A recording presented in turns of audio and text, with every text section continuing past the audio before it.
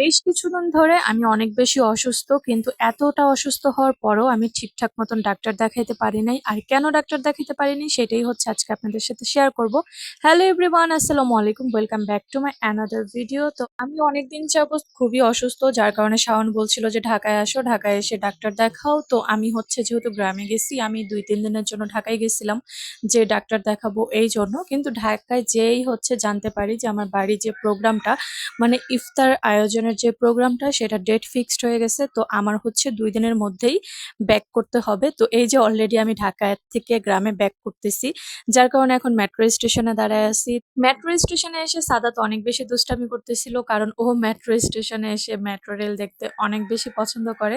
তো সব সময় হচ্ছে আগে ঢোকার জন্য ব্যস্ত হয়ে থাকে। তো আমরা হচ্ছে যেহেতু বাড়িতে যাব, তো এইখান থেকে হচ্ছে আগে মতিঝিল যাবো, তারপর হচ্ছে ওইখান থেকে গাড়িতে উঠবো আর কি। তো মেট্রোতে উঠে দেখি একটু সিটও ফাঁকা নেই, পুরাটা রাস্তা হচ্ছে আমরা দাঁড়ায় দাঁড়ায় গেছি, তবুও খারাপ লাগছিল না। অ্যাটলিস্ট জ্যামের থেকে তো অনেক বেশি ভালো, একদম এসির মধ্যে দাঁড়ায় দাঁড়ায় ঠান্ডা বাতাস খেতে খেতে যাচ্ছি। তো এই তো নেমে গেছি মেট্রো থেকে।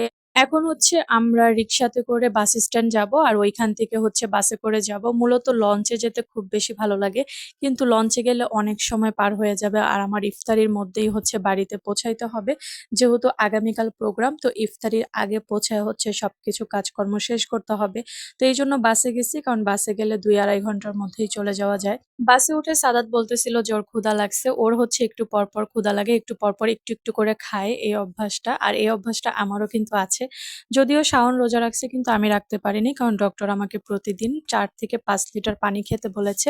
তো যার কারণে আমার রোজাটা রাখা হয়নি। তো এখানে যেহেতু রোজার দিন তেমন ভালো কিছু পাচ্ছিলাম না, তো ওর জন্য বাসা থেকে কিছু ফ্রুট নিয়ে আসছিলাম, আর এখানে হচ্ছে পাউরুটি আর একটা হচ্ছে কোক কিনে দিছিলাম। তো ওইটাই হচ্ছে ও একটু একটু করে খাচ্ছিল আর কি। আচ্ছা, এবার বলি কেন আমি ডক্টর দেখাইতে পারিনি। আসলে আমি ডক্টর দেখাইছি, কিন্তু ওইখানে হচ্ছে আমাকে অনেকগুলো টেস্ট দেওয়া হয়েছে, যে টেস্টের রিপোর্টগুলো 2-3 দিন সময় লাগবে, মানে 2-3 দিনের আগে কোনোভাবেই হবে না। আর আমার হচ্ছে বাড়িতে ইমার্জেন্সি যেতে হবে, যার কারণে আমি ভাবলাম যে ঠিক আছে, টেস্টগুলো আমি এই প্রোগ্রাম শেষ করে ঢাকায় যাব, তারপর হচ্ছে করব।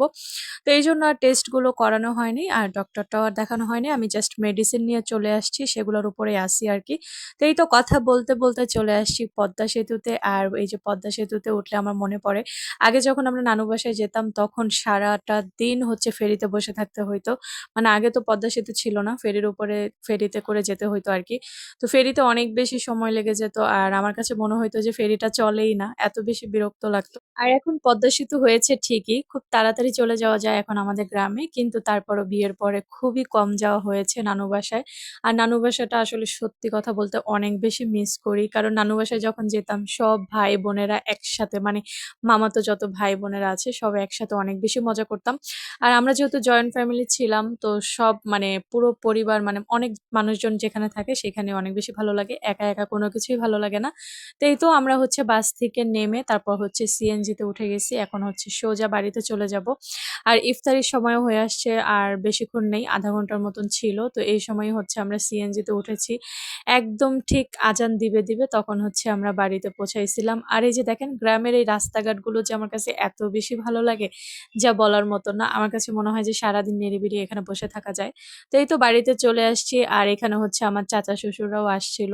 তো আমরা ঢোকার কিছুক্ষণ পরেই তারা চলে আসছিল, একদম ইফতারির সময় হচ্ছে আমরা বাড়িতে ঢুকেছিলাম। তো কোনো রকম হচ্ছে একটু অজু টজু করে তারপর হচ্ছে আমরা এখন ইফতারি করতে বসবো, যেহেতু ইফতারির একদমই সময় নেই। আর সাদাত হচ্ছে র্যাকেট নিয়ে আসছিল খেলা করার জন্য, কিন্তু এসে দেখে সন্ধ্যা হয়ে গেছে, তো বললাম যে কালকে খেলো। তো এই তো এখন আমরা সবাই মিলে ইফতারি করে নিচ্ছি। তো সবাই ভালো থাকবেন, সুস্থ থাকবেন, আমার জন্য দোয়া করবেন যাতে আমি খুবই তাড়াতাড়ি সুস্থ হয়ে যাই। তো আল্লাহ হাফেজ।